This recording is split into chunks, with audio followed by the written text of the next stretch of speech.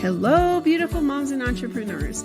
My name is Charisse Walker, and I'm your host of the Unbreakable Mompreneurs podcast. This is a place where we come together to learn, grow, and inspire. So sit back, relax, and let's get started.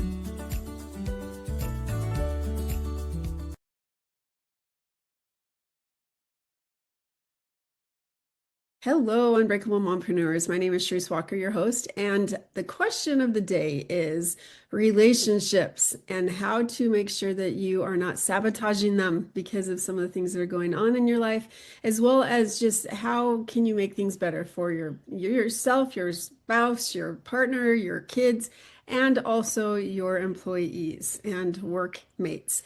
So without further ado, Diane McDowell is in the house, and I'm going to let her introduce herself to us.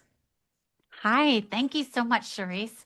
So my name is Diane, and I'm a mental health therapist by training, and I have moved into coaching, and I work on relationships. I call myself an emotional safety expert because what I have found, and I'll kind of walk you through my story of how I got here, but what I have found is that emotional safety is the key before you can use all the other tools. So most of us are taught like improve your communication, learn your love language, do date nights. But all those things are great, but they don't work when our brain is in hijack mode and we are seeing our partner as unsafe, or we're feeling like pressure in our chest and our breathing changes and we're wanting to attack. So a lot of times people will text me and say, we need help with communication to start services. And I'm like, I don't think it's communication. Most of us have communication skills. Most of us don't have the ability to anchor ourselves, to calm ourselves. I call it the brain to heart code, where we learn to get out of our brain and into our body and be present in our body. So I'm going to kind of go backward and say what I started learning with myself was that I had all the skills. I had all the training. I knew what I was supposed to do, but I couldn't do it in the moment. I've been married, in next week, it'll be 24 years. And I struggled with saying mean things, getting hijacked, and just not showing up as the partner I wanted to be. But I knew what I was supposed to do, but I didn't know how to do it. And so that's kind of where this journey started, was learning how to actually, what do I need to do to be able to use the skills I know? I love that you said that, because my book, Flipping the Iceberg, it's all about relationships and getting into it. And now my second book that's coming out soon, it's After the I Do. I have these conversations, like I'm writing about what to do. And then my husband walks in the room and he doesn't do something that I appreciated. That's a nice way of saying it. And like, I'm mad. And I think, Kate, this is wrong. So I love that you recognize, first of all, okay, I have all the skills, but how do I implement it and actually put it into practice? And so you talk about the brain hijack. And so I love those words. Can you describe to us what that is? Yeah. So when our brain is hijacked, and when we should think about it, literally is hijacked. Our brain is designed to scan for danger. Our brain is designed to keep us safe.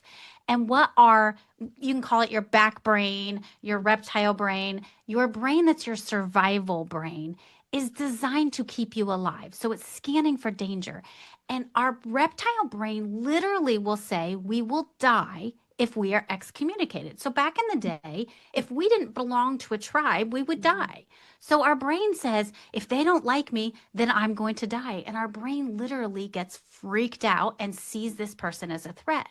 So we have to learn to recognize when we get into our back brain or our reptile brain and be able to re-access our prefrontal lobe, which is our wise, logical brain. And so what I teach people to do is really learn how to recognize it, become the wise watcher of it, notice it, and then start talking it down, reassuring yourself, comforting yourself. What most of us try to do is we try to change their behavior. If they wouldn't do that, then I would feel better. If they wouldn't say those things, then I would be okay. But we're outsourcing our well-being to somebody else's behavior. And so what I teach people to do is inside out. Do it from your inside first, You create that safety. Don't outsource your safety, emotional safety to other people. You create your own emotional safety. You learn how to ground yourself. You learn how to soothe that reptile brain that gets scared and says danger, danger when you're really not in danger. And then you're not counting on someone else's behavior to influence your mood. And that to me is so freeing. I'll give it as a stupid example. And my husband, for the first time in 15 years, okay, so this, like, let's set the stage. 15 years. He ends up after work, he goes over to one of his coworkers' houses because his coworker is super lonely. I didn't know this part of it, right? He's bored, I should say, because his wife is, it's a very busy time of year. And so he gets around the house and he doesn't like that. So my husband decides to go out there and he ends up like he texts me and he's like, I'm going to be at so and so's for a while. So I'm like, a while. And this is a 45-minute drive away. So, and it's the opposite way of where he's coming home. So I'm thinking, okay, first of all, there's no planning or preparation. Like I have this meeting I always do. And so he could have been home with the girls. Long story short, I was upset that he hadn't called me during that 45-minute drive because I hadn't been able to talk to him all day and I would have liked to. So by 10 o'clock at night now, I'm fuming. So by the time he comes home, I am angry and I don't even want to talk to him. And so, like, I've done so much research and studying and coaching and all this stuff. I know it's not him. And I don't care if he wants to go play with his friends. Great. Good for him. He needs that once in a while. So why was I so angry? And so when he's trying to talk to me, I'm like, I don't want to talk to you because I Yeah. knew that I'd say stuff that I didn't mean or that it's just it wasn't a good Yeah. time because I was so emotionally enraged. And so I love that you talk about hijacking because it's I didn't want to talk to him because I had to figure out why I was so upset. It had nothing to do with him. He can go do whatever he wants to do. I don't control him. But why was I so upset? Why was I so hurt? And I think that a lot of times um, we as people end up reacting not because of what they really did necessarily. Mhm. It's how we interpreted it, how it made us feel. Would you agree with that? Not agree with that? 100% agree. I have 2 points there. One is I call it adding meaning. We add meaning. They Hmm. don't respect me. They don't value my time. They should have. And so we have shoulds. We have a lot of, Right. I suggest getting rid of shoulds, ought tos, and have tos. But the meaning we add is one thing. The other thing is most of the time we're mad at someone else. Hmm. We're really mad at ourselves Oh because we yeah. didn't speak our truth. Hmm. So really, when you started feeling yourself feeling like, okay, I'm a little off about this, speaking that out to him, just saying, hey, I'm good with you going, but I just need to say that I'm frustrated Hmm. with no intention to change. And knowing like your reason is one of the things I teach. So knowing like your reason for why you're saying it. And I'm saying it to honor me and speak my truth, not to change your behavior. Love that. So it's like, hey, I'm frustrated. Go ahead and do it. But yes, I'm frustrated. So Hmm. when somebody says something and our feelings get hurt, I think it's very important just to say, ouch, that hurt. Hmm. Not to say you shouldn't have said that. That's not our business, whether they should or shouldn't have said it. That's their decision. But it's honoring and speaking our truth instead of burying it. A lot of times, what we do is we have this turmoil underneath and we keep trying to slap on a Right. better thought, but we haven't been honest with the turmoil underneath. So how do you get honest with that turmoil? Because a lot of people don't. Like I know people that, without getting too personal, they'll get into a room and, well, uh, it.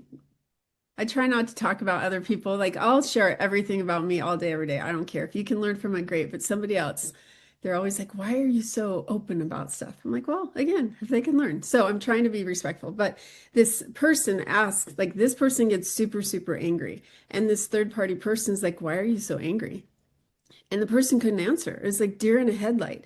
To this day, I still would love to know the answer to the question that other person asked that they weren't able to answer. And so, how do you get real with yourself? Because a lot of people just keep burying it, keep pushing away. And it, in my opinion, keeps festering. Kind of like a tree, you cut it down, Yeah. and yet the roots keep coming up everywhere. I feel like it starts like if you haven't dealt with that tree or the stump, the roots keep, it manifests in other places. Yes, totally. I describe it a little different, but totally that. It's the what happens is we have addressed emotional turmoil and we slap better thoughts on, what will happen is a lot of passive aggressive comments, a little Mhm. jab here, a little comment there. And people will say to me, I don't know why I make those comments. Well, it's because you haven't been honest about the stuff underneath. You haven't been honest about that. So it seeps out into other areas of your life. So your question is, how do I get honest with that? Mhm. And it's becoming the wise watcher. It's starting to notice and watch. So what I teach people to do, this kind of jumping ahead, but I teach people to name their brain and have conversations with their brain. Oh, Build a relationship with your brain. Befriend it. Your brain is just trying to protect you. mhm. So when your brain says this person shouldn't have done that, you're like, oh. And so we create distance by saying, I'm noticing. So I'm noticing my brain telling me dot, dot, dot. Mhm. I'm noticing I think they should have dot, dot, dot. So you Mhm. start to become the noticer of your experience. And that when we notice it, it creates distance between us. It's like you can't read a piece of paper when it's on your nose because it's too close. Mhm. You can't have insight about yourself because you are you. Mhm. When you step outside and you start becoming the observer of you, you can start having insight. Yeah. It's kind of like we are the lover and the lovey of ourselves. Mhm. It's hard to be the lover of ourselves. So we have to picture someone else a lot of times and think of your best friend and how would you talk to them? Now I can talk to myself that way because I thought about it. But when it's me, it's hard for me to see myself objectively. So Mhm. creating a distance and saying, I'm noticing this, I'm noticing that, you become the wise watcher and Mhm. you can start to notice what's triggering you. I get mad when I think people treat other people poorly, and you can start to watch yourself and get insight about yourself.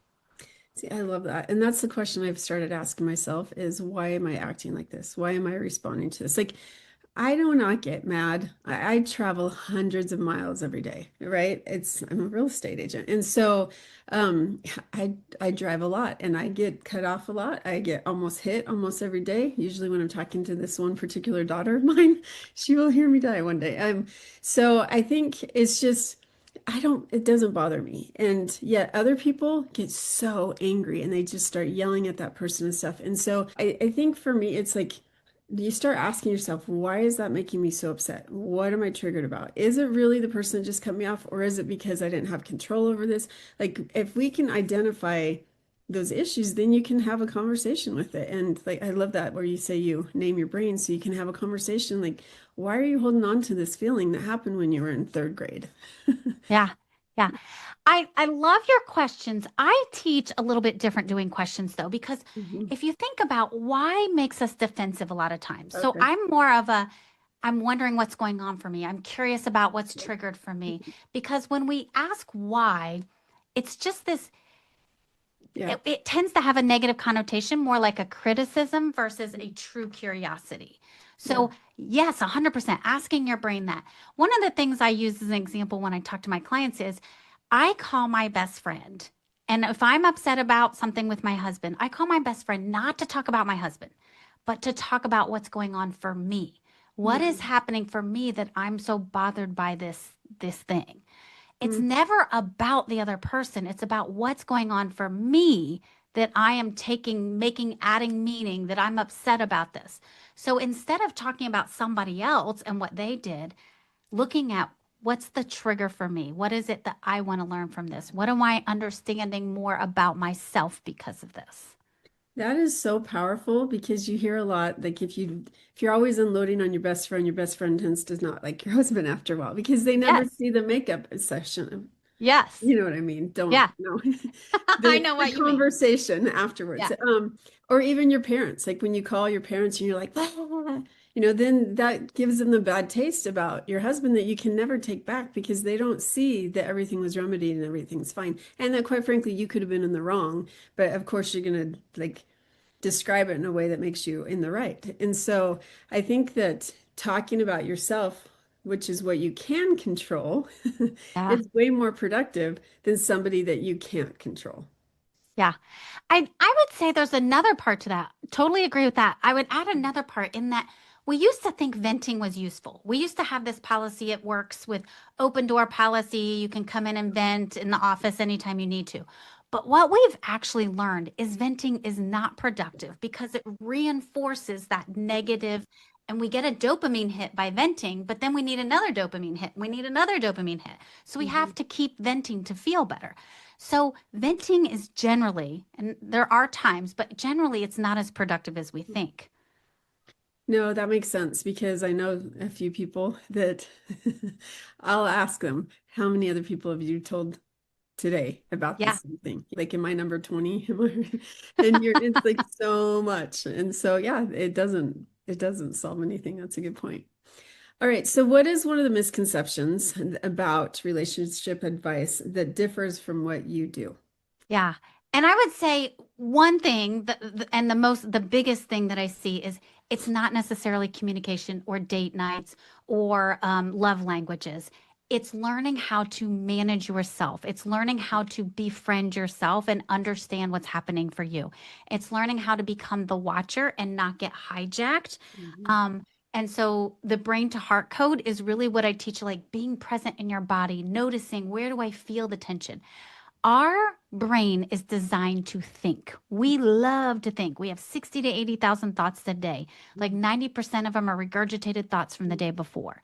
So learning how to um, notice what you're thinking and decide, is it useful?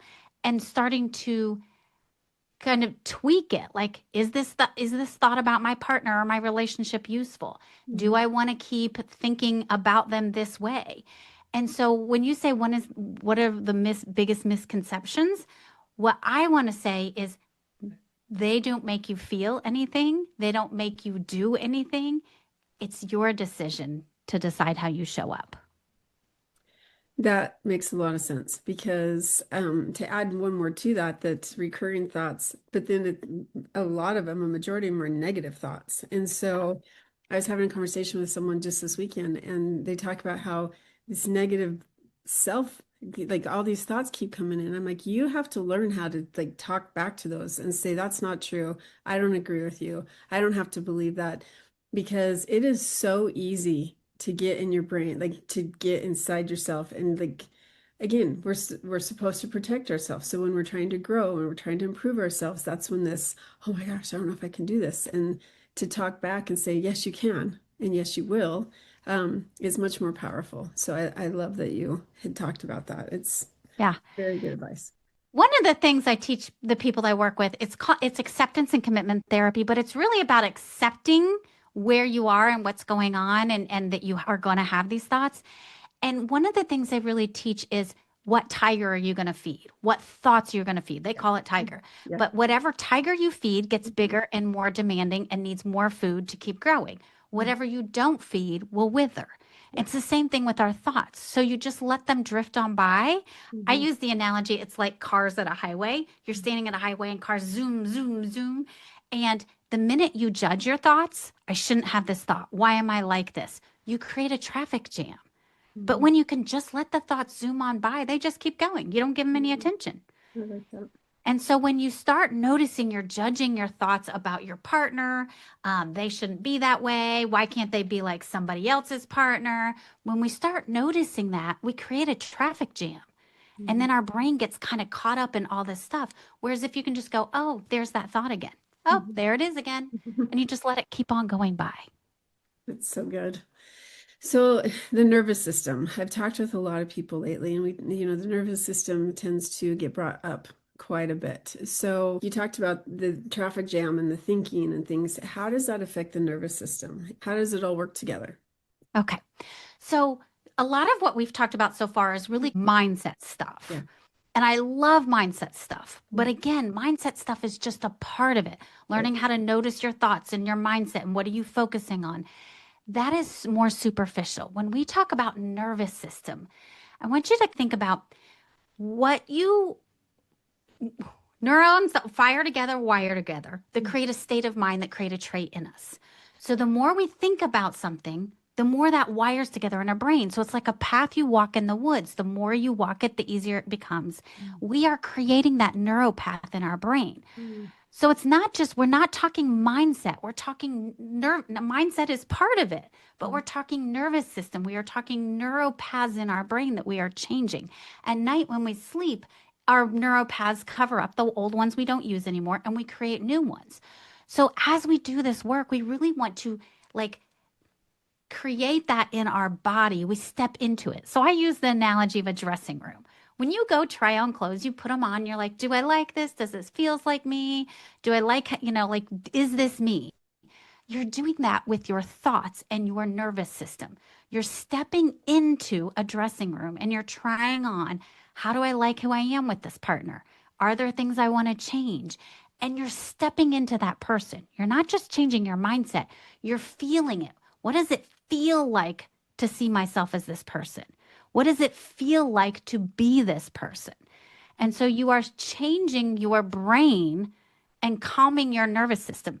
So if you think about your gut has a nervous system, it has Mhm. like a brain, your Yes. heart does, and then you have your brain. They all communicate. So you're not just staying in your head, that's more mindset. You're Mhm. in your heart, you're in your body, you're communicating with it. You're asking it, now, how do you feel about this? Does this feel right for you? Okay, first of all, you have validated so many things for me because I talk about like every single thing that you talk about. The wolf, I call it the wolf, not the tiger, and the gut, the brain, the heart. And it is. And as soon as you can, as you're rewiring, now you're creating, I love that, the pathways where you're thinking differently now. And so it's now going to become almost automatic. Whereas before, like I used to be super negative, super down, all this stuff. And as I start to like go that way, it's almost automatic now. It's like, nope, it's not true. Nope, it's nope. Like this one, I Yeah. was walking, I dropped my son off today to his doctor's appointment, and I'm walking in, and this lady comes walking out, and I'm like, oh, she's probably going to say something. Why would she say something? We don't know each other, and it's going to be negative. And then I thought, wait a second.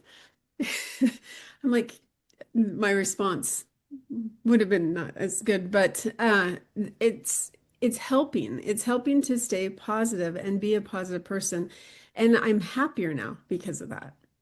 Because I Yes. think that that's the part that, and I've been working on it for like 5 or 6 years, and so it's not something that's overnight, but it does. You can rewire things, and it can work to be different. And like the victim mentality, when we like if you're living in that victim mentality, which I was there with my first marriage for 15 years, and I get out of it now. I watch people who are so unhappy, and I'm like, oh, you need to stop being a victim. I'm not saying get out of your marriage. I'm just saying stop being a victim. Yeah. But victim mentality, that is a learned behavior. It And is. that's what, and so it's changing that neuropath and recognizing, oh, Hmm. I've got this victim mentality. I'm stepping back into that. Hmm. And you literally like picture stepping into the future you. Yeah. I tell people to create a relationship with their future self. Hmm. So I'm 53 and I think about what is my 54-year-old self doing? Hmm. What is she, how does she talk? How is she showing up? And I step into that person and then I start becoming that person. I mean, we're going to become that person, but Hmm. we decide ahead of time who we want to be and we start stepping into her. So you start creating that relationship with her where you start becoming her. That is so fantastic. And I'm visual. So the idea of sitting in a dressing room, trying on the new me, beautiful. That is such a good analogy. The more nervous, like the more of your five senses you use, the more you will take on this identity. So I tell people, speak it out loud, Yeah. record yourself and listen back. Like take on that identity, picture it, imagine, visualize. There's study after study about how visualization changes our brain. And so using all of your senses to become the person you are headed toward. Oh, that's beautiful. And that is Oh, where you start really changing your nervous system. You're not just thinking it, you are like mhm. stepping into it. So what, besides calling you, or buying my book, what is the first step that you would recommend if this is resonating with their listener and they're like, you know what, I'm not happy with who I am anymore, and I need to make a change. And it could be like pursuing that business goal that they have been wanting to do for years. It could be improving their relationship with their spouse or their children. It could be starting this company or quitting their 9 to 5. Like whatever it is, what is your advice to these people? Start watching yourself. It is amazing to me. We are not insightful people. We think we are. As humans, we think we're insightful. Mhm. But I am so amazed how we will do the exact same thing we think other people should do, and we don't even see it in ourselves. Here's a quick example, So and this true. happened a couple years ago. I don't keep pop in the house because if I have pop in the house, I drink it. So if I'm going to get some, so I said to my husband, "Hey, you want to go for a quick lunch date? Let's go get a pop." We go to the gas station. It was $1.75. He was like, "That's ridiculous. That's too much." And so I was I was kind of embarrassed, and I was like upset. And then so I'm like telling him, just pay for it because I didn't take my wallet. And as we're going outside, he was like, I was trying to teach them that that was ridiculous. That was too much. And as we're walking outside, I realized I was trying to teach him that he shouldn't make a scene. I was doing the exact same thing he was doing, and I didn't see it at the time. It took me like stepping back. A lot of times we are doing what we are telling other people not to do, but we don't Oh yeah. have that insight, Mhm. or we're judging other people and we're the ones doing it ourselves. So the first thing to do is start to really become your own watcher. Be honest with yourself. Learn to embrace the parts of you that you don't really like, Mhm. because those parts of us are parts of us. We all have lots of different parts: the judging part, the critical part, the loving part, the friendship part, and really starting to see the parts of us that we don't like and befriend them, Mhm. because that's when we have control or we can manage them. When we are trying to get rid of them, when we're like, I don't like that part of me, I'm trying to get rid of it, then it shows up more. What you resist will persist. I love that. There's a few people that are going to have to listen to this. I might just send it, share it, and me as well, right? But it's so true because I know some people that they'll complain about something or someone, and then I'm like, well, how does that differ from when you did this? And they're like, ah, and Yeah. it's true. And so here I am, this third party person watching how these people keep fighting with each other, and I'm like, you're doing the same thing. No, I'm not. Yeah. Yeah. Yeah. So I Yeah. would say that's the first step, is really getting honest with yourself and become the wise watcher and really start noticing, how do I show up? And what I use the example, if I have, here's my cup. If I have a cup of water, Mhm. it's like my brain juice. So every day I have 1 cup of brain juice. Where am I putting it? If I'm putting it on someone else, it's like I'm flushing it down the toilet. So Mhm. I need to take all that brain juice back and put it on me, where I do have control. So anytime I start thinking about, well, they shouldn't, or they should, or I'm Mhm. wasting my brain juice. Bring my brain juice back to me and how I want to show up. Who do I want to be? And really focusing on making myself step into the person I want to be. That's beautiful. Thank you. You're I'll just welcome. say amen on that. Okay, so our time is up, but I do want to ask about being a mother, because it is mompreneurs. And so I know that work with a lot of different people, especially women that also have children. If you could give any advice to a young mother that's just starting out, and not necessarily being like as a young mother, just, hey, I wish I would have known this as a mom, what would you say? I wish I would have known as a mom that nothing is as dramatic as it feels at the time. That's so true. That's so true. My daughter has Down syndrome, and I felt like I was always stressed out about her therapies and making sure she got all the right things. And I'm like, now I can look back. She's 19 now. But now I can look back and go, it was never as dramatic as it seemed.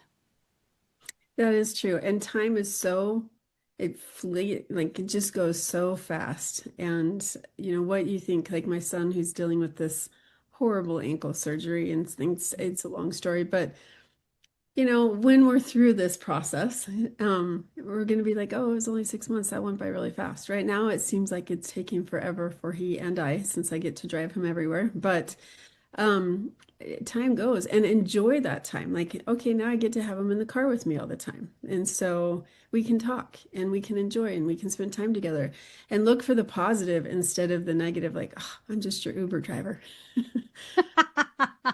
Yeah. I've said. And it's so interesting to be able to say, like, it'll go so fast, Hmm. and it will, but on the other hand, when you're in it, it doesn't Yeah. feel like it feels like so much. Yeah. But trying to figure out, how can I enjoy it Hmm. even though it feels like that so much. That's true. Yep. Enjoy the here and now because you'll regret it later. You wish you would have had that time back. Yeah. I listened to somebody's parenting thing one time and they said, all the things you don't like when they're little are all the things you wish they did when they're older. Amen to that. Okay, not scribbling on all my walls or, I'll pass on that, but But like when they're little, they won't stop talking. When they're yeah, older, you can't yeah, get them to talk. that's When they're true. little, they're picky and won't eat. When they're older, you Mhm. can't get them to stop eating. Like so all the things that kind of flip over when they get older. That's a good point. That's so true. Well, if our listeners wanted to learn more about you and get a hold of you, how would they do that? Emotionalsafetyco.com. So it's emotionalsafetyco.com. And there's free resources, and there's a quiz you can take about relationships. And then there's also a mini course to help you with understanding your brain hijack. Diane, thank you so much for being on. Beautiful moms, remember, you are unbreakable. Keep illuminating the world with your strength, pursuing your dreams, and reveling in the splendor of motherhood. This is Charisse Walker, bidding you farewell for now. Stay tuned for more empowering conversations on the next episode of the Unbreakable Mompreneurs podcast. Until then, keep shining bright. Signing off with love, Charisse Walker.